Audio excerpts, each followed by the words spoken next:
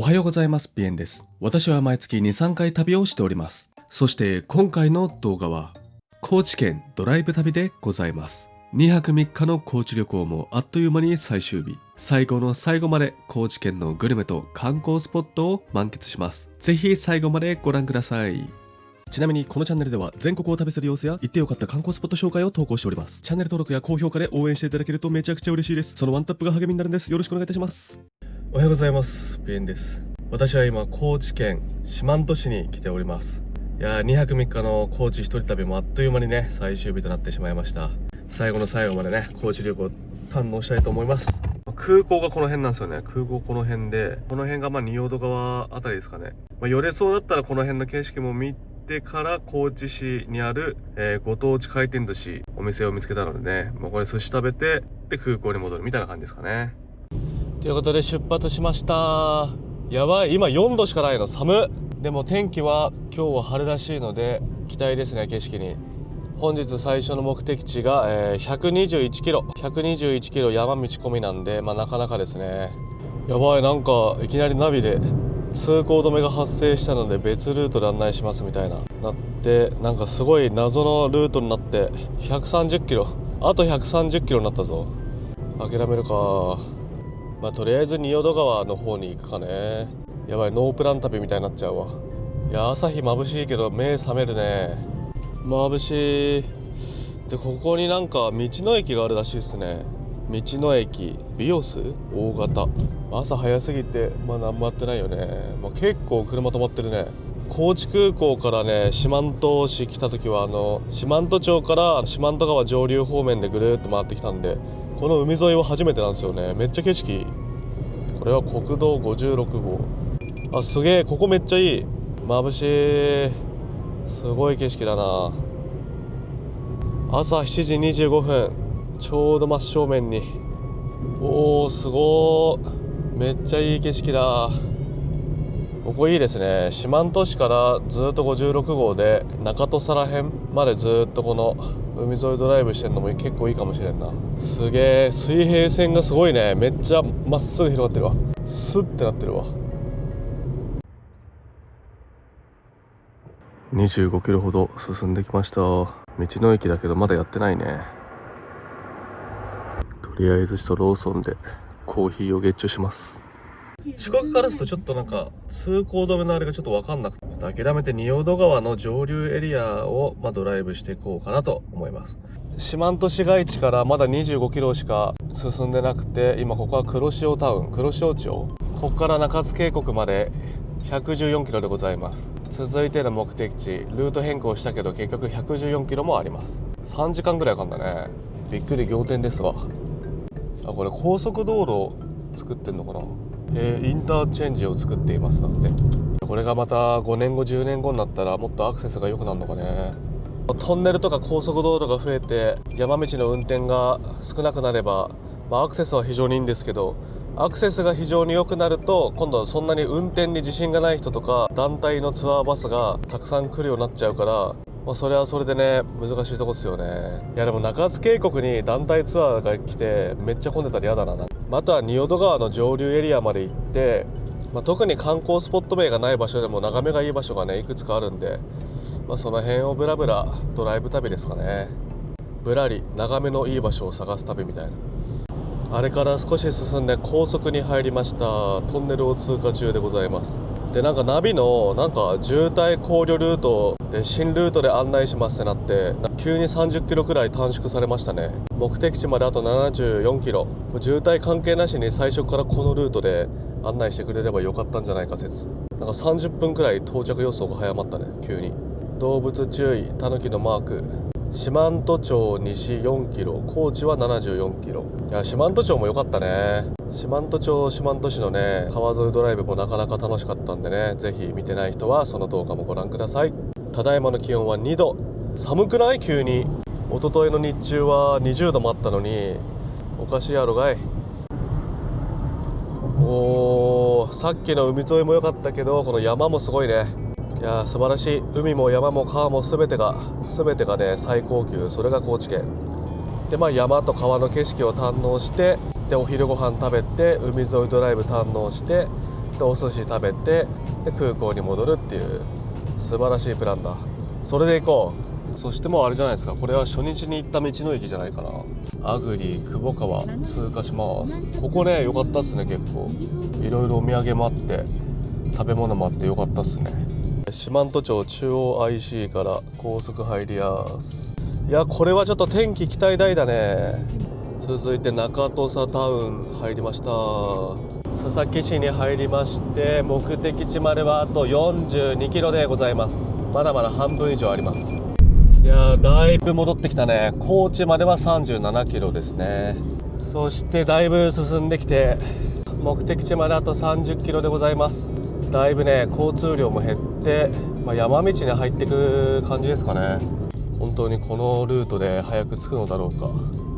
なんか謎のルート通されたんだけど、これ大丈夫かな。でも対向車結構来てるから一応よく使われる道ではあるんかね。怖っ。これ行けっかな。怖っ。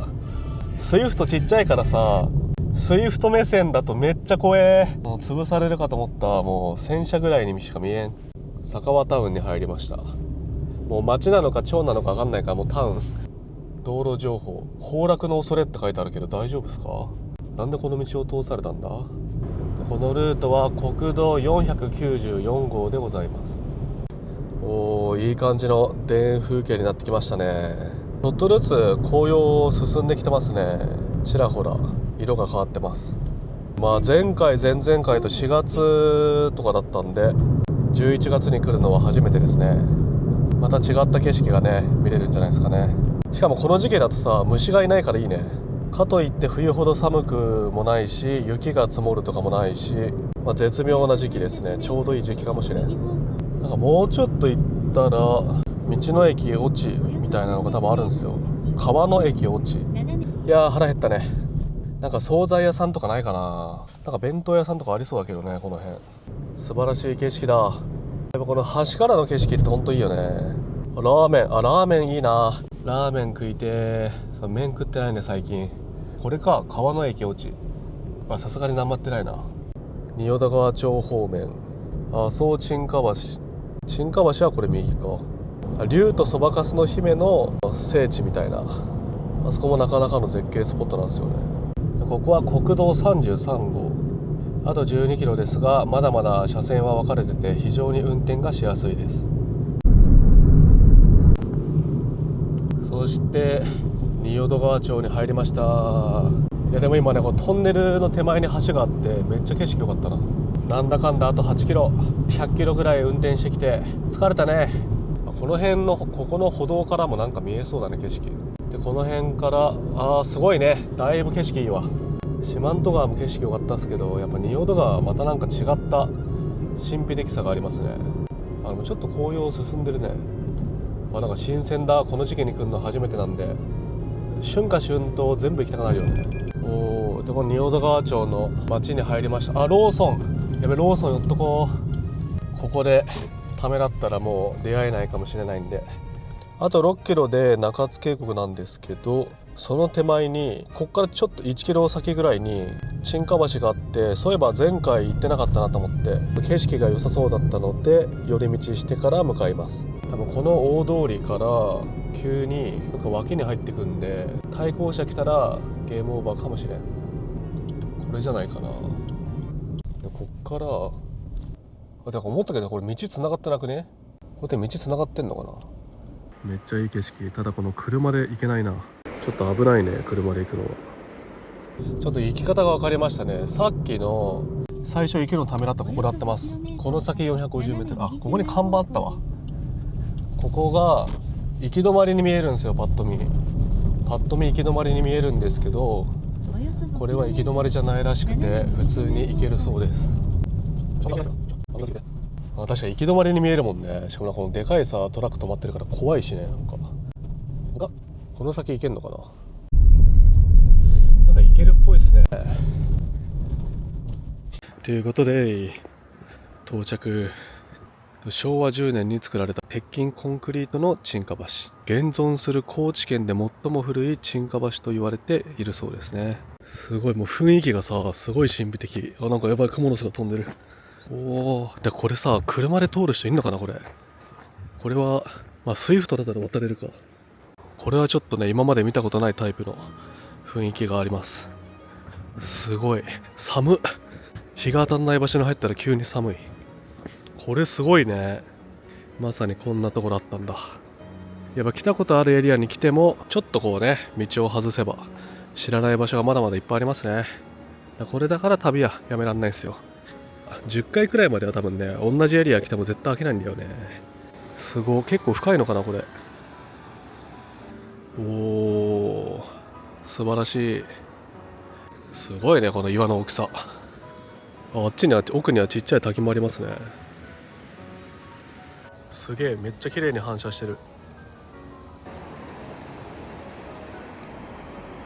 道が細すぎて一瞬ためらったんですけど、来てよかったです。思わずぼーっとしてしまう素晴らしい雰囲気の場所でした。中津渓谷行っちゃうか悩んだけど、来てよかったです。なかなかの穴場スポット。入り口がちょっとね分かりにくいというかためらいますが、一応看板通りというか進めば大丈夫でしたね。ここもすごいね。ここから川を下に見て撮るのもなんかめっちゃいい。これなんか駐車場なのかね。でもこれなんか看板あるよ。ちょっと寄り道タイム。なんかマップもあるね。すごい、めっちゃ綺麗。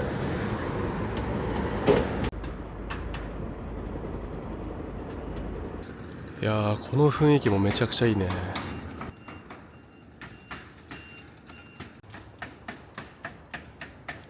そしていよいよあと 1.5 キロで入り口に到着ですね。中津渓谷の最終奥地まで歩こうかな。往復で40分くらい歩くのかな。往復で40分くらい歩いてめっちゃ腹減らしてからなんか食べるっていうのもありっすね。ここに中津渓谷臨時駐車場があるんだ。土日とか夏休みシーズンはすごそうっすね。こっから歩いたら結構遠いけどね。水曜日の朝なので寒い時期ですし全然混んでないと思うんだけどね。でここをぐるーっと入ってでちょっと道細いんですよね。ちょっと道細いんですけど、今まで通ってきた過酷な山道に比べればって感じですね。見通しはいいんでね。いや対向車いるんかーい。なんか祭りがあるんだ。紅葉祭りだって。ここが駐車場なんですけど、目の前にトイレの前に駐車場があって、そこ多分空いてるんだよね。埋まってる。珍しくこれ3台しか止めれないっけ。珍しく埋まってるぜ。いやまさかの埋まってるんかーい。初めてだここ止めんの。いつもなんだかんだ空いてたのに。やっぱ朝一じゃないとダメだね。9時前とかじゃないと。結構車止まってない？これなんかグランピングとかもあんの？ということで駐車場から歩いて向かいます。中津渓谷入り口。ここ日帰り温泉も入れるんだよね。サウナがあるんだったら日帰り温泉もありだね。この湯の森に泊まる人もいんのかね。結構めちゃくちゃ眺めいいもんね。湯の森は日帰り入浴で温泉とサウナ水風呂もあるそうっすね。ただサウナが狭くて3人くらいしか座れないから順番待ちが発生しますとも書かれてました。でも平日だったらそんな待たなそうだけどね。いやーすごいね。ほんとすごい。ここの景色やっぱ何回見ても飽きないわ。7ヶ月ぶりだったらもう全然感動できるね。毎月はさすがに飽きるかもしれないけど、季節が変わってればまた違った風に見えるんでね。マップがありましたね。ここバスもあるんで、車がない方はバスで来ることもできます。で現在地がここか。もうとりあえず雨竜の滝まで歩きますか。朝の散歩にもってこいということで中津渓谷歩きます。ということで朝の散歩スタート。いやーもうこの入り口がもうすでにめっちゃ綺麗。思ったより風があるね。いやーいいですね。ダンジョン感があってただ寒い。なかなか寒いですが、虫がいないからいいね。あと紅葉がちょっとずつ進んで素晴らしい景色になっております。もうちょっと入っただけでめっちゃいいね。ここから20分くらいかな。思ったより寒いぞ。ここに像あったんだ。初めて知った。七福神の像がありました。よいしょ。最初の10分はいいんですけどね、後半の10分くらいは道なき道を進んでいくので、服装と靴には注意なんですよ。少し進むとこんな感じでね、ダンジョンのような素晴らしい雰囲気になっております。個人的にここの景色めっちゃ好きなんですよね。すごいダンジョンレベル高い。昨日足摺岬観光したんですけど、あそこで何か所か展望台もあったから、昨日の筋肉痛と戦いながら奥へ進んでいきます。11月だとまた雰囲気が変わっていい感じですね。すごい、めっちゃ青い。いや、ここに来るのは3回目なんですけど、何回見ても景色がいいですね。いや、毎回ね、こんなに青かったっけってなりますね。また雰囲気が違うね。おお。11月に来るのは初めてでして、この落ち葉の雰囲気がめっちゃ良かったです。この雪積もった雰囲気も見てみたいですね。ちなみに中津渓谷はこんな感じになっております。今回は瓜生の滝まで行ってすぐ折り返すというコースにしております。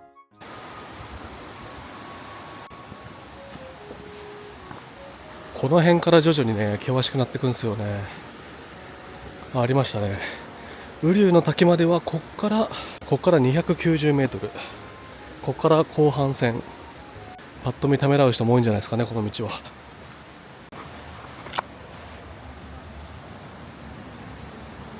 こうやって見ると結構狭いですよね。やっぱあれか、紅葉の方が人多いのかな。なんか思ったより人が多い。わ、すげえ。お、ここまで来た。なんかこの前より崩れてる気がするわ。よいしょ。結構階段続くね。あ、すごい、めっちゃ綺麗。おお。日が差してると全然違うね。あ、ここすごい。そしてまさかのこれから道が細くなるって時に、やばい、団体に挟まれた。団体客の人たちと一緒に観光してるみたいになってるわ。外国人の団体客とね、被ってしまいました。ここからはね、人一人みたいな道の細さなんで、抜かすのも難しいんですよね。一瞬の隙をついて先頭までやってきました。早歩きしてね、どんどん差を開いていこうと思います。あ、すごっ。で、これを右に行くと瓜生の滝ですね。外国人の団体がめっちゃ来た。やばいぞ、これは。記念撮影する暇がない。あ、やばい。めっちゃ来た。10人以上来た。すれ違うのが大変だから小走りで行かないと。おお、来ました、瓜生の滝。いや、やっぱ何回見てもすごいわ。到着、結構あっという間に到着した。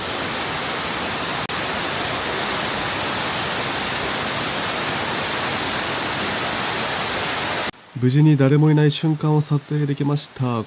ちなみに30秒後にはこんな感じでございます。ここまで混んじゃうと一人で撮影は結構きついですね。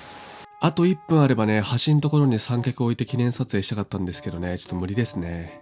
団体客と被ると結構地獄だな。いないと思ったんだけどね。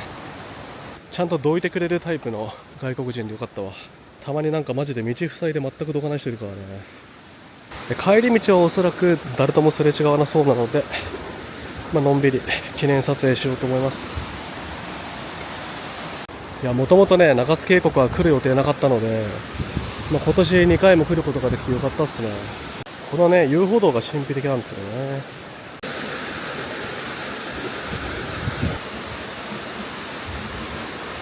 腹減った。ちょっとなんか食べたいな。やっぱここもすごいわ。ここ日当たってるからめっちゃ綺麗。仁淀川町の観光は仁淀川伊野周辺エリアはぜひそちらの動画もご覧ください。結構秘境スポット巡ったんでね、何か所か。今日はもう山川海のもうハッピーセットドライブ旅なんで、一つのエリアではあんまりがっつり観光できないので。おお、いい感じだね。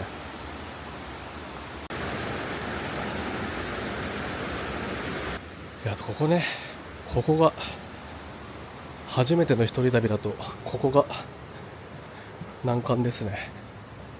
なかなかためらう道。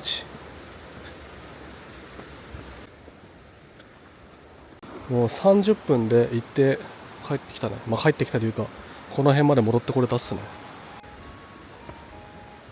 ちなみに遊歩道は整備されてる場所もあるんですけど、ちょいちょい岩場をね歩くので、動きやすい服と靴がいいと思います。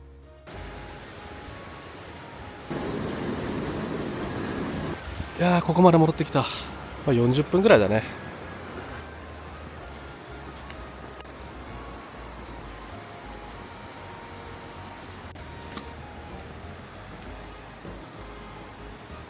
上もすごいね。入り口から雨竜の滝まで往復で、だいたい4、50分くらいでしたね。こんなところにいたんだ。そして始まりの場所に戻ってきました。出入り口が狭いので、対向車来たらゲームオーバー。この道に入る前に確認してから進まないと危ないですね。ちょうど今対向車来ましたね。ここに団体のツアーバスあったんだ。やばいやばいやばい。団体客の歩行者と対向車とカオスです、カオス。やばい、ちょっとでかい車来たぞ。味噌カツラーメンだけど、なんかね、味噌ラーメンの上にカツが乗っかってるんですよ。なんか千吉のカレーうどんみたいな、カツのせみたいな感じのラーメン版みたいな。今日は寒いんで味噌ラーメンで温まるしかないですね。あと10キロでラーメン屋さんがあるらしいですね。徐々に日が昇ってきて、川もキラキラしてきましたね。そして仁淀川町から越智町に戻りました。ラーメン屋さんは越智にあるんですね。あった、ラーメン自由軒本店、次の信号右折。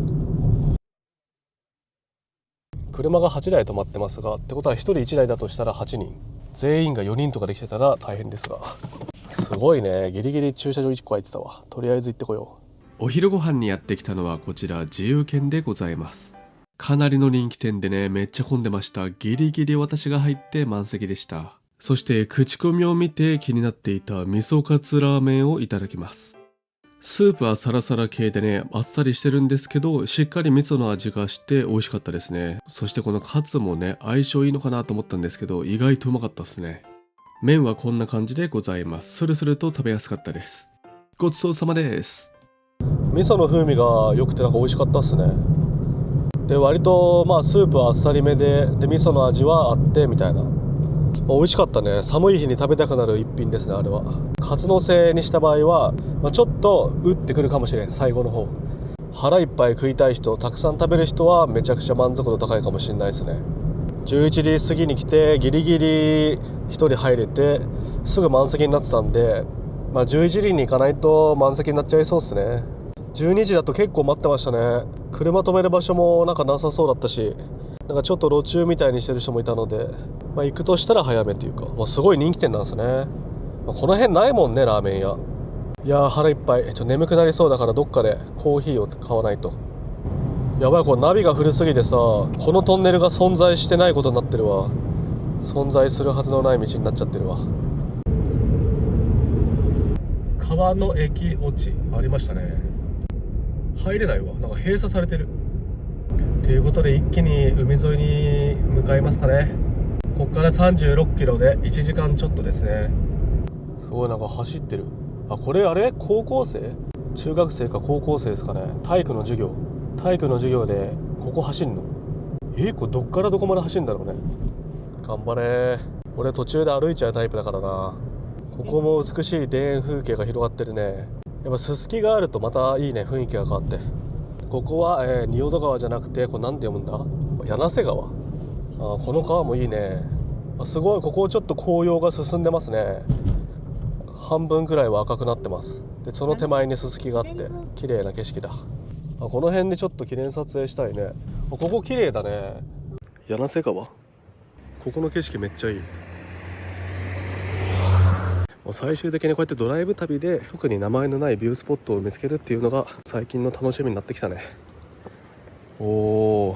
ザ・川って感じでいいね。ちょっとこの紅葉が進んで雰囲気もいい感じです。素晴らしい景色だ。こういうとこ散歩するのもいいね。あれから10キロほど進んだんですかね。そして須崎市に入りました。で須崎市の、海沿いですね。横波黒潮ラインって名前だった気がする。でそこの途中にある展望台からのね眺めが良かったので、そこ寄ってって感じですね。なんだかんだ今回も来てしまった。このね鳥居が神秘的なのとね雰囲気がすごいんですよね。もうほんとシーンとしてるというかザ・ナギみたいな雰囲気がいいんですよ。よっしゃい。音無神社、いやーほんといい景色だね。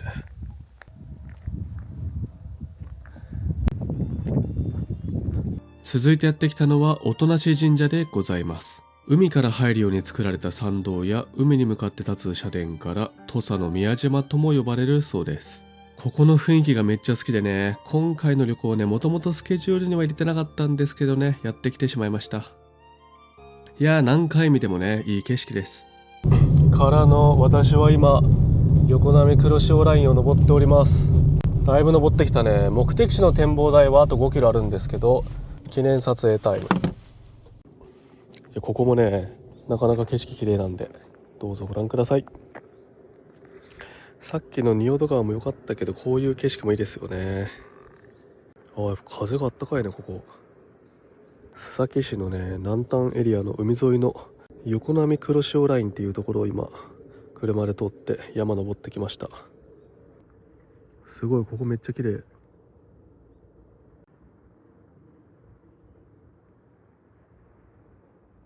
ん？これ人？釣り人？どうやって行ったんだろう。3人か4人かいるわ。すごくね。実は iPhone14 Pro から iPhone17 Pro に買い替えたんですけど、すごいズームです。ズーム力すごい。これが1倍で1倍から24倍までいけます。マジでこれ探偵できるぞ、ズームすごすぎて。そしてそろそろ到着ですかね。ここがね駐車場広くて、ちょっとしたね軽食も売ってるんですよ、売店に。到着。よいしょ。片平崎展望台、売店もやってるね。片平崎展望台に到着しました。ここは須崎市の横波黒潮ラインの真ん中ら辺にあります。駐車場も広く景色もいいのでドライブ旅におすすめです。ちなみに売店はこんな感じです。イカ焼きやたこ焼き、アイスクリームも販売しております。たださっきラーメン食べてねお腹いっぱいなので、今回は景色だけにしておきます。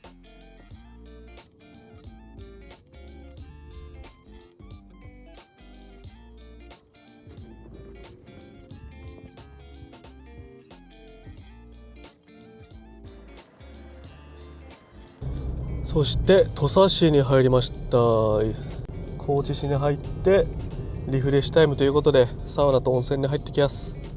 言うてまだここから20キロあるので、途中にね、ビュースポットとかあればちょいちょい寄り道しながら向かいます。でも竜の浜だね。辰の浜じゃなくて竜の浜って書いてあるわ。ドラゴンビーチ到着。のどかだね。なんかこんな展望台あったっけ。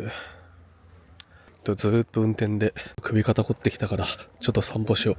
いやーでも今日すごいね。朝は四万十にいたとは思えない。朝は四万十市にいて、で仁淀川行って、で須崎からの土佐からの次は高知。なかなかの弾丸旅だ。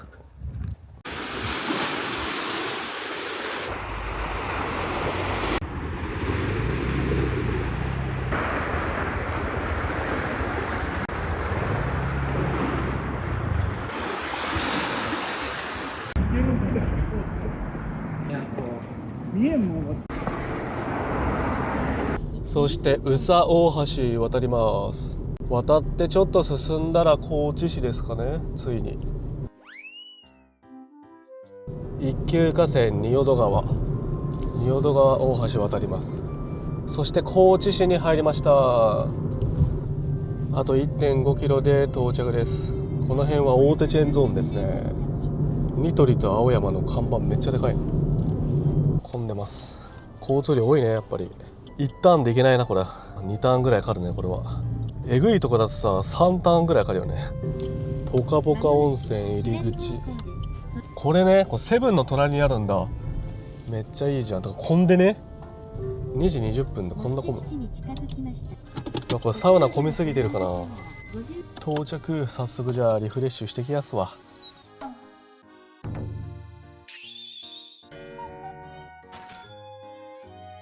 サウナと温泉とリフレッシュしてきました。結構広かったですね。ただサウナが広くて何段だっけな、なんか4段3段4段結構座れたんですよ。サウナ広くて、座れないところはなかったのと、外気浴スペースも椅子が何個かあって、で温泉もあって何個かあってよかったっすね。なんか温泉が結構良かったな。サウナ2回入ってで温泉入ってって感じで、あと給水器もあったので、水なくても手ぶらで行っても水飲めるしよかったな。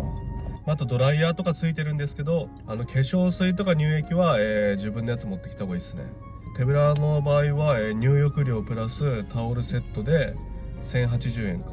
水風呂の水深は100センチなんで、結構深めの水風呂で、冷たすぎずぬるすぎずで、18度くらいかな、18度9度くらいですかね。結構久々になんかボーっと入ったな。そして次はいよいよお寿司タイムでございます。サウナとか温泉入るとね、やっぱ腹減るね。いい感じのお腹の減り具合。かわいい名前の回転寿司屋さんだね。てんてん丸到着。いやでも今までね全然知らなかったんだよね、てんてん丸の存在を。一人だとねカウンターにはなると思うんですが、事前にねアポを取っているのでテーブル席で案内してくれるっぽいですね。高知旅行最後のグルメタイム。やってきたのは回転寿司てんてん丸でございます。事前にアポを取っていたのでテーブル席に案内してくださいました。そしてこんな感じで店長さんがね紙におすすめを書いて渡してくれましたね。これは注文しないわけにはいかないだろうということで、上から順番に注文していきます。注文方法はタッチパネルで、口頭で直接言っても大丈夫だそうです。そしてネタによっては100円台のものもありました。めっちゃ安い。注文の品が到着。大トロサーモン、島味、カンパチ、ハマチ、タイ、大トロ、ハマチのズリでございます。なるべくたくさん食べたかったので全て1貫ずつで注文しました。なんて豪華なテーブルなんだ。最高です。まずはタイからいただきます。一皿目からめっちゃうまかったです。続いて大トロサーモン、これもめちゃくちゃうまかったです。その後は島味、ハマチ、カンパチを堪能。ほんと何食ってもうまかったですね。また一ついいお寿司屋さんを見つけてしまいました。そしてハマチのズリ、これもめっちゃうまかったです。からの久々の大トロ。久々に大トロ食べたんですけど、なんかこんなうまかったっけってくらいね、口の中に広がる風味がねめっちゃ良かったです。続いてこちらは本マグロネギトロとマグロ三昧でございます。さらにだし巻き卵が到着。めっちゃでかくないですかこれ。ここまで食べるとさすがにちょっとね腹いっぱいになってきましたね。しかしまだまだ食べます。後半戦はイワシ、茶碗蒸し、サーモンチーズをいただきます。このイワシも美味しかったですね。そろそろ満腹になってきたので、最後に美味しかった大トロサーモンとハマチのズリをおかわりしました。個人的にはこの2つがぶっちぎりで美味しかったのでおすすめです。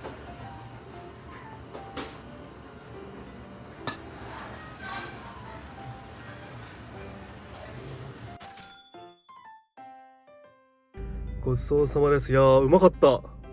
しかも結構安かったっすね。めっちゃ食ったんですよ。結構いいやつを。結構いいやつメインでめっちゃ食って4000だから、もうだいぶ安いですね。ありがとうてんてん丸。いやーお腹いっぱい。めっちゃ食った。いや昼ラーメンで夜寿司もなかなかいいね。いや胃袋が幸せな一日だ。山の景色見て、川の景色見て、海の景色見て、ラーメン食って寿司食って、いや素晴らしい一日じゃないか。あっという間に日暮れてるね。いやこの時期はやっぱ日の入りが早いね。まだ5時半にもなってない。5時20分ですが結構暗いですね。空港から近いね。空港からさ15キロなんだ。結構近いっすね。結構近いけどなんか40分ぐらいかかるんだよね。15キロで40分だから、まあまあ渋滞してるんですかね。15分20分遅れても大丈夫ぐらいのスケジュールにはしたんで、のんびり帰りましょう。4月に行った高知旅行は高知市メインと仁淀川メインと安芸市メインで、3つのエリアで行ったんですけど、今回は高知市をね全然観光してないんでね、観光っていうか一人旅、のんびり一人旅したいんだったら道もそんなに混んでないし、観光スポットもそんなに、足摺岬は多少混んでましたけどそれ以外はそんな人なかったんで、非日常感はより味わえますね。よかった。この通りもいろいろありそうですね。酒飲む人はね、この高知市街付近でね、飲み屋はしごしたりとかもいいんじゃないですかね。居酒屋とかで。これ怖くね。これ大丈夫？これ路面電車もいるからさ、これ怖いんだよね。路面電車あ、この道なんか覚えてる。これ難しいんだよな。地方の市街地、初めて行く地方の市街地の3車線の通りとかなんか車線変更っていうかさ、難しいんだよね、移動が。たまになんか G ハゲててなんか右矢印見えない時あるからね。もっと手前の方からさ右折の表示があればいいんですけど、たまにないとこあるからね。急になんか左ずっと空いてんなと思ったら左折しかできないとかさ、なかなか難しいんですよね。昨日一昨日いたところがさ、夜は暗いエリアだったからすごいなんか眩しいね、キラキラして。天天丸から空港まで20キロないんですけど、やっぱ時間かかるっすね。40分50分かかるっすね、多分これ。あ、路面電車来た。かわいい路面電車、千と千尋のやつみたい。来た。ここの分岐ややこしいんだよね。斜め右なんだけど、まあ別にこれをまっすぐ行くっていう感じなんですよね。空港方面、高松室戸方面。都道府県によってはね、もう空港がさ海沿いとかにあればさ、市街地抜けちゃえばねめっちゃ道空いてるんですけど、高知は割とね空港ギリギリまで混んでるんですよね。あれは送迎バスじゃないか。よいしょ、ただいま。無事帰ってこれた。なかなかの長距離運転で人生初のエリアも運転しましたが、なんだかんだね無事に帰ってくることができました。